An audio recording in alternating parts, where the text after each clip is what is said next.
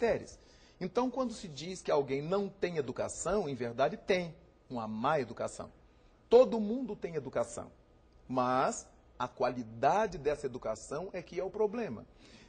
Quando nós percebemos esposos que chegam ao casamento e eles são incapazes de ajudar a esposa a tirar um copo do lugar, eles aprenderam isso em casa, quase sempre com mães machistas, com mães de temperamento educacional machista. Meu filho não faz isso, isso não é para homem fazer, há muita mulher nessa casa, saia da cozinha, largue isso aí. Então é óbvio que isso vai gerando na mente daquele menino essa mentalidade de que há coisas que só as mulheres podem fazer. E eles introjetam isto e passam a viver assim. Eles são vítimas dessa educação mal feita. Mas ao casar-se, aqui vai uma dica importante. Ao casar-se, a esposa não deve jogar fora seu marido com esse comportamento. Ajude-o, trazendo-o para que ele colabore em casa. Não pode dizer para ele, ou não deverá dizer para ele, é para você aprender a me ajudar. Mas vai chamando, meu bem, me ajuda aqui a arrastar isso. Meu bem, me ajuda aqui, leia essa receita para mim. E vai colocando no contato com aquilo que ela precisa fazer com a ajuda dele. Gradativamente, ela vai conquistando esse marido, vai fazendo ele gostar de colaborar com ela. Terrível será se ela começar a culpar a mãe dele, já que sogra e nora têm historicamente esse drama promovido pela má educação. Então é importantíssimo que nós trabalhemos bem a educação da nossa criança, porque nós não sabemos do dia de amanhã. Hoje nós podemos pagar empregados, a nossa criança pode ter as coisas prontas ao tempo e à hora, mas isso somos nós que estamos pagando para ela. Não saberemos se no mundo de amanhã, na sociedade futura, ela própria terá condição de fazê-lo. Então é muito importante que na educação se privilegie o porvir dessa criatura que não é nossa, que não nos pertence. Raul, duas coisas agora me ocorrem. Uma é uma curiosidade de saber um pouco dessa sua educação, você enquanto homem, um pouco da tua educação. E outra, uma vez que chegamos à fase adulta, e aí já com um pouco de consciência, olhando para a nossa educação, como é que nós podemos promover a nossa autoeducação? Então, um pouco de você, como é que foi a sua educação? A minha educação pessoal foi curiosa, porque eu fiquei órfão de mãe aos 4 anos de idade. E, naturalmente, passei a viver em casa de familiares e num internato católico. E eu tive, premido pelas circunstâncias, que aprender a fazer as coisas. E quando fui viver com familiares e posteriormente com a minha irmã, uma de minhas irmãs, meu pai me dizia sempre, meu filho, ajude para que você não seja pesado.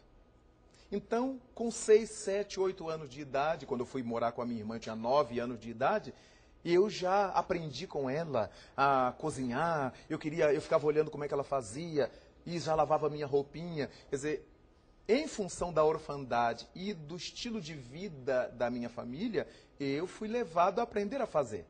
Hoje, eu que cuido da minha casa e sempre cuidei, eu que lavava, passava, arrumava meu filho.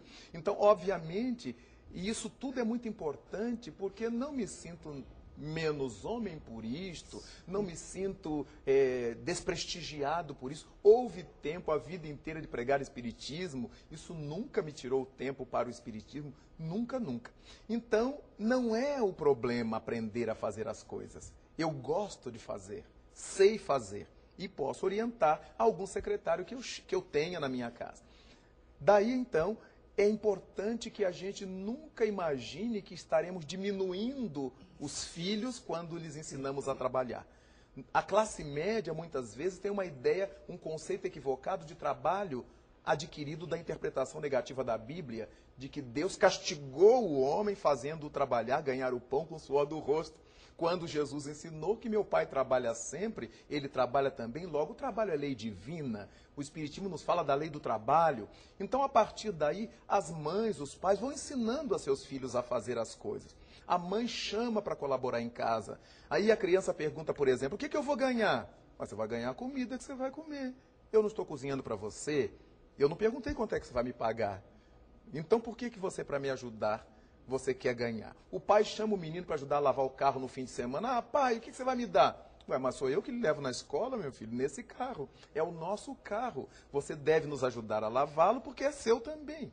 Então não precisa gritar, bater, agredir, xingar. Apenas logicar com a criança, mas colocá-la no rol. Hoje em dia, nem os meninos aprendem, nem as moças aprendem, porque cada qual tem que estudar. Os pais querem que eles estudem, mas o estudo não atrapalha aprender as coisas de casa, aprender a colaborar em casa, ser útil à vida, ser útil na vida. De modo que é muitíssimo importante verificarmos isto, porque os adultos que nós vamos nos tornando, teremos a segurança que a educação nos tenha dado ou a grande insegurança que a má educação nos tenha dado. Então, quando os pais estiverem educando seus pequenos, não lhes deem medo de escuro. Mas se os filhos apresentarem medo de escuridão, mesmo sem que lhes tenha sido imposto, respeite. Não lhes imponha ficar no lugar escuro, porque como eles são espíritos, nós não sabemos de que realidades espirituais eles vêm. Não custa colocar uma lâmpadazinha de quarto de bebê, onde haja uma penumbrazinha e que ele não se sinta na escuridão, até que ele gradativamente possa se libertando desse medo. Às vezes nossas crianças apresentam medos, e mesmo nós adultos, que a gente não sabe de onde vieram esses medos. Daí então a importância da gente não forçar a situação, mas ir ajudando o filho a vencer o medo. Não colocar nos filhos medo de pessoas. Olha o guarda, hein? Olha o velho, hein? Olha o preto. A injeção. Eu me lembro que, dada ocasião, caminhando numa das ruas do centro do Rio de Janeiro, ia na minha frente uma senhora com uma criança, uma menina, que devia ter seus 4 anos. E a menina fazia pirraça, e eu não sei por que razão, e a mãe tentava levantá-la, e ela queria ficar sentada no chão. E eu vinha caminhando e escutei quando ela disse para a criança, olha lá o preto. Era eu. O preto era eu, por incrível que pareça. E aí eu cheguei perto e disse, mas que educação ruim que a senhora está dando à sua filha. E ela se assustou. Ela não se deu conta de que eu tinha ouvido. Como é que a senhora ensina a sua filha a ter medo de pretos? Daqui a pouco ela cresce uma moça racista e não vai saber por quê. Não tem que ensinar a ela a ter medo do preto, do velho do saco, do guarda, nada disso. Tem que ensinar a ela que é importante ela obedecer à sua mãe. Então ela tem que levantar-se, porque o chão é sujo. A senhora teria que dar uma outra razão para sua filha. E ficamos ali nos 5 minutos, eu falando e ela me ouvindo, expectante. Ela não imaginava que eu fosse ouvir e dar aquela resposta. Eu não podia perder aquela oportunidade, porque é uma covardia que os adultos fazem com a criança, por não saberem que a criança é espírito. E o que você coloca na mente dela, ela absorve. Isso fez Maria Montessori chamar a criança, ou a mente infantil, de mente absorvente. Tudo que a gente lhe passa, ela fixa, positivamente ou negativamente. Depois de adultos, quantas perturbações o psicólogo, o analista tem que trabalhar na mente do adulto em função do que a mãe pôs. E aí se diz, em linguagem psicológica, tem que matar essa mãe que está atormentando a mente daquela criatura. Tem que desligá-la daquela pressão da mãe, porque a mãe fundamentalmente responsável. Quando Allan Kardec, o codificador do Espiritismo, pergunta, dentre as missões mais importantes que Deus delegou às pessoas, qual é a mais importante? A que ele delegou aos homens ou a que ele deferiu às mulheres? E a resposta é fundamental.